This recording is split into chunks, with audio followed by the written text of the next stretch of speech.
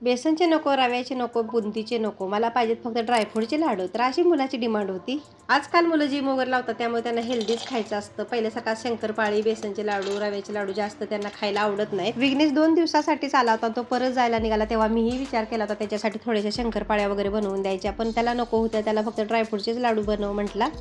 म्हणूनच मी इथं बघा ड्रायफ्रूटचे लाडू बनवायचे. त्यासाठी इथं मी 200 ग्रॅम काजू, 200 ग्रॅम बदाम, एक खोबऱ्याची वाटी, थोडीशी खसखस आणि थोडीशी आलसी असं सर्व तुपामध्ये भाजून घेतलं. नंतर सर्व ड्रायफ्रूट गार झाल्यानंतर मी मिक्सरमधून त्याला भरडं बारीक करून घेतलं व ते सर्व एकत्र करून मी साईडला ठेवलं. आणि नंतर आपली खजूरही मी मिक्सरमध्ये बारीक करून घेतली.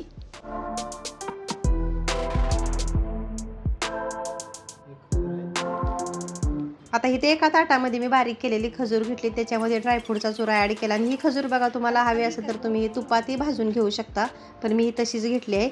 आणि असं चांगलं मिक्स करून त्याचे छोटे छोटेसे लाडू वळून घेतले. आपल्या पाठीमागच्या व्हिडिओला कमेंट आली होती की विघ्नेश असतो कुठं, तर तो असतो नगरला. आणि पहिल्यांदाच तो आमच्यापासून एवढ्या लांब गेलेला आहे. त्याला तिकडं नवीनच जॉईनिंग झालंय जॉबसाठी. आता इथे बोलता बोलता आपले लाडूही तयार झालेले आहेत. चला तर मग व्हिडिओला लाईक करा, चॅनलला सबस्क्राईब करा आणि इंस्टा पेजला फॉलो करा. धन्यवाद.